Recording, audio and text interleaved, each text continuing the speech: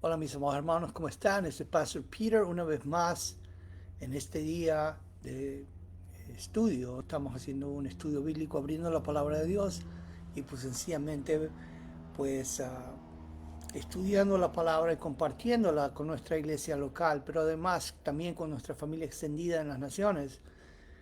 Pues y estamos abriendo esta mañana y hablando un poco de los 10 mandamientos. Hemos estado hablando de los mandamientos justamente a raíz de el pasaje que vimos acerca del joven rico y cómo Jesús le mandó a ver los mandamientos, ¿no? Y él dijo que los había guardado todos desde su juventud. Pero ha surgido la pregunta, ¿pero cuáles entonces son los 10 mandamientos, ¿no? ¿Y dónde comienzan? Pues queremos entender esto esta mañana y en la historia de la iglesia, pues nosotros hemos tenido muchos puntos de vista sobre los 10 mandamientos, pero uno básicamente es que los 10 mandamientos comienzan en lo que en el texto hebreo sería realmente el versículo 3, ¿no? Ah, y de hecho, tal vez en la Biblia, ya, en la Reina Valera también ocurre de la misma manera. Pero lo que quiero decirte es lo siguiente, ¿no? O sea, lo que estoy tratando de decirte, por ejemplo, aquí tengo el catecismo de Lutero y entonces nos dice pues que el primer mandamiento comienza con no tendrán otros dioses delante de mí. Entonces eso está escrito en el catecismo menor de Martín Lutero, pero quiero explicarte que para la comunidad judía realmente solamente un rabino me parece que era aquel que decía que el primer mandamiento no era el versículo 1 y versículo 2 realmente, ¿no? En el capítulo de Éxodo 20, ¿no? Sino que pues de hecho vamos a leerlo porque creo que es pertinente que lo veamos. Um, ok, so dice el texto hebreo en Éxodo 20, estoy leyendo la Nueva Biblia de las Américas, dice, y habló Dios todas estas palabras, diciendo, yo soy el Señor tu Dios que te saqué de la tierra de Egipto, de la casa de servidumbre. Ese es el versículo 2 y luego el versículo 3 es, no tendrás otros dioses delante de mí. Solo lo que estoy diciendo es que el catecismo de Heidelberg cita los 10 mandamientos, uh, el catecismo de Lutero cita los 10 mandamientos. Me acuerdo que G.I. Packer en su libro Dios, yo quiero ser cristiano, cita los 10 mandamientos. Otros han escrito comentarios sobre los 10 mandamientos, pero todos comienzan con el versículo 3 de Éxodo 20. Pero lo que te estoy diciendo es que para la comunidad judía y para la mayoría de los rabinos, los 10 mandamientos comienzan con el versículo 2, no con el 3. ¿Te das cuenta? Y con la excepción solamente de un rabino que se llamaba Baal Hadajos Gedolos, que decía que el versículo número 2 no era un mandamiento, sino una declaración de hecho, pues el resto de los rabinos han dicho que no, que uh, el primer mandamiento comienza con el versículo 2. ¿Ok? Entonces, ¿qué significa? Yo soy el Señor tu Dios que te saqué de la tierra de Egipto, de la casa de servidumbre. Te preguntarás, ¿por qué pueden llegar a pensar ellos que el primer mandamiento comienza con este versículo si ahí no hay un mandamiento? Realmente hace más sentido pensar de que el mandamiento comienza desde el versículo 3, como ha sido la tradición cristiana, ¿verdad? Pues es importante que entendamos esto y luego que meditemos sobre qué enseñanza hay para nosotros como creyentes hoy aquí. Pero es Moshe eh, Ben Maimónides, ¿no? El rabino Moshe Ben Maimónides, que fue un rabino sefardí, pues él decía lo siguiente, que en este versículo, en el versículo 2, donde dice, yo soy el Señor tu Dios que te saqué de la tierra de Egipto, de la casa de servidumbre, este versículo es un mitzvah hasé que pide al pueblo de Israel la creencia en el Dios único y el estar al servicio de él cumpliendo con sus preceptos. Nota lo que él pensaba, es que este era un mandamiento realmente, aunque parece que no es un mandamiento, sino una declaración de hecho, como decía Baal Halajos Gedolos, ¿no? Pues no, él dice realmente, aunque no se dice que esto es un mandamiento, verdaderamente es un mandamiento, o se insinúa un mandamiento, y ese mandamiento es un mitzvah hasé, hasé habla de hacer, ¿no? Que pide al pueblo la creencia en un Dios único y estar al servicio de él cumpliendo sus preceptos. Eso dijo Rambam. Pero bueno, en otra ocasión Rambam también habló acerca de que Dios se había declarado aquí como el soberano y pues antes de que tú comiences a obedecerlo, tú tienes que aceptar por medio de la fe que Él es tu soberano. Y pues créeme lo que yo creo que hace mucho sentido lo que dijo este antiguo rabino. ah, Creo que hace sentido, aún para nosotros como creyentes en el Mesías Jesús hoy día, ¿no? Pero mira lo que dice aquí, ¿no? Voy a leer desde el hebreo y luego voy a tratar de interpretar un poco más, pero el primer versículo de Éxodo 20 se lee así en el hebreo. Oye, Vayedaber Elohim kol hadevarim ha'ele lemor, que significa y habló Elohim, eso es el Todopoderoso, kol hadevarim, todas las palabras, ha'ele lemor, estas palabras diciendo, ¿no? Y esta es el versículo 2 y dice aquí, Anoji Adonai Eloheja, Asher Hotzeticha, Me'eretz Mitzrayim, mi Bet Avadim.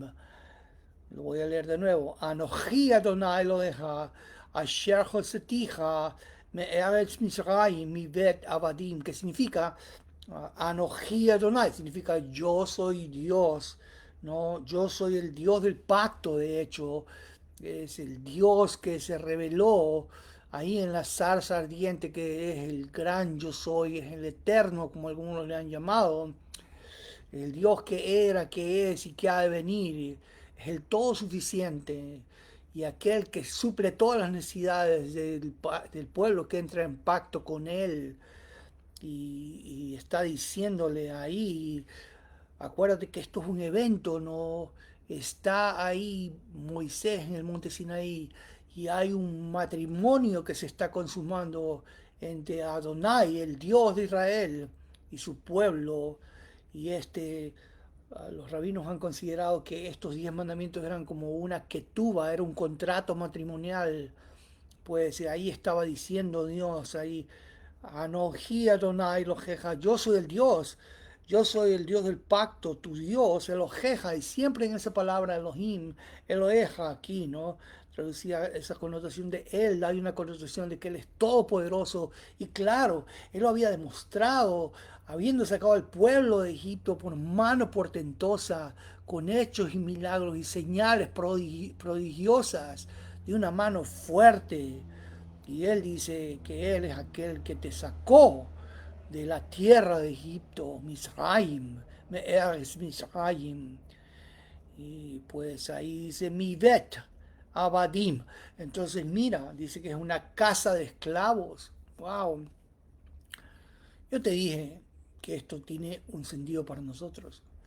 Porque sabes que así como Israel fue sacada de la esclavitud de una manera portentosa, también el Señor nos ha sacado a nosotros como creyentes en Jesús de la esclavitud del pecado, del mundo, que es lo que figuraría Misraim, ¿no? Y nos ha redimido, nos ha comprado de la casa de esclavos, ¿ves? Y dice aquí, mi bet avadim, ¿sabes? Nosotros servíamos al pecado, tú sabes, pero la Biblia dice que Cristo nos redimió. Dios pagó a sí mismo el pago que nuestros pecados debían. Mira, la Biblia dice así en Romanos 3:24, todos son justificados gratuitamente por su gracia, por medio de la redención que es en Cristo Jesús. Es decir, que Dios nos justifica por su gracia, Y obviamente esto es por el regalo de la fe, por medio de la redención, ¿no? Apolitrosis es la palabra ahí. Y después dice ahí, por la redención que es en Cristo Jesús. O sea que Dios nos compró, es lo que significa. Y algunos piensan, y ahí es donde quiero enfatizar esta mañana, a veces algunos piensan que sencillamente pues ya no hay mandamientos y ya la vida cristiana sencillamente es una vida de sentarte ahí como un lazy river, ¿no? No sé si que conoces un lazy river, pero son unas piscinas que hay, ¿no? Donde uno se sienta como en una boya y entonces vas flotando en esa boya, y toda la vida cristiana sencillamente es una sentada en la boya y vas descansando, y todo el río te va llevando hasta que llegas al cielo. Pues déjame decirte una cosa, eso es ridículo, es absurdo, nunca se ha visto eso en ningún lugar en el Nuevo Testamento. Se ha entendido que Dios nos ha redimido para que no hagamos nada, so pena de que Cristo ya lo hizo todo. ¿Te das cuenta? No, eso es absurdo.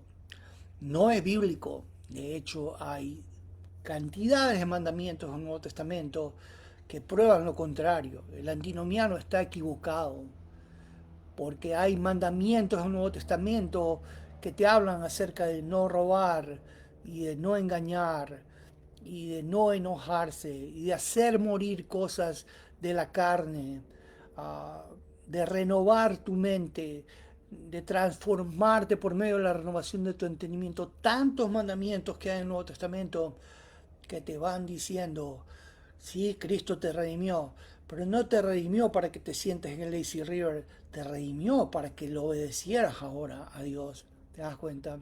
Y trataras de guardar sus mandamientos, entender sus mandamientos, renovar tu mente con esos mandamientos. Mira lo que dice Romanos capítulo 6, versículo 19-20. Pablo está hablando aquí y dice aquí, hablo en términos humanos por causa de la debilidad de su carne, porque de la manera que ustedes presentaron sus miembros como esclavos a la impureza y a la iniquidad, para iniquidad, ahora así presenten sus miembros como esclavos a la justicia para santificación, porque cuando ustedes eran esclavos del pecado, eran libres en cuanto a la justicia. ¿Te das cuenta? Entonces Pablo está diciéndonos aquí que así como ustedes presentaron paristemi, sus miembros, ¿no? Hojimeis melos, como esclavos, ¿no? Ah, para la catarsia, para la impureza, ¿no? Ah, y para la anomia, es decir, para andar sin mandamientos, exacto lo que estaba diciendo aquí, ¿no? Dice el griego, hutos nin paristemi hojimeis, que significa, ok, espérate que moví esto un momento. Ahora presenten sus miembros como esclavos a la justicia para la santificación. Y después termina así, porque ustedes eran esclavos del pecado, pero ahora son libres. Ah, pues así es, hemos sido esclavos ah, en el pasado del pecado y por tanto éramos libres para la justicia. Pero ¿sabes lo que ha pasado? Y ahí está lo que yo te decía. ¿No? Por eso hace sentido que Éxodo 20 comienza con el versículo 2 y no con el 3. Es decir, porque tú tienes que aceptar el hecho de que Dios, el Dios del pacto, que ha hecho un nuevo pacto en la sangre de Jesús, es aquel que te sacó del mundo y aquel que te redimió de la casa de esclavitud. Ahora te sacó de la casa de esclavitud, de la esclavitud al pecado, al mundo, a Satanás, pero ahora para que lo sirvas a Él y para que guardes sus mandamientos. ¿Te das cuenta? Tú y yo tenemos esa responsabilidad. Y quiero recordarte algo más, ¿no? Quiero que veas lo que dice el libro de Primera de Juan.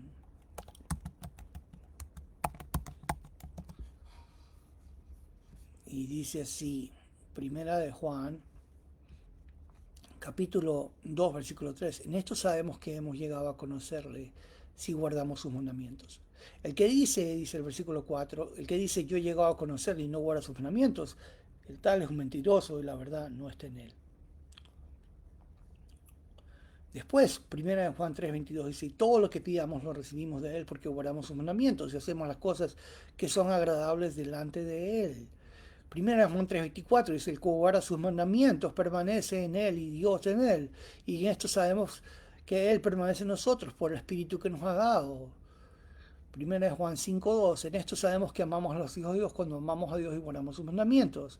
1 Juan 5:3, porque este es el amor de Dios que guardemos sus mandamientos y sus mandamientos no son gravosos. Hello, ¿cuál es el énfasis del apóstol Juan?